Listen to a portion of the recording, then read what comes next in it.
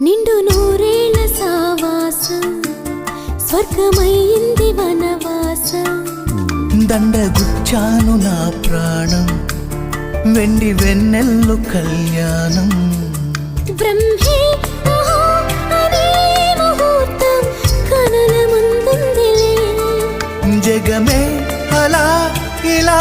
ఉయ్యాలై ఊగి మురిసిందిలే నిండు నూరేళ్ల సావాసం స్వర్గమైంది వనవాసం దండగుచ్చాను నా ప్రాణం వెండి వెన్నెల్లు కళ్యాణం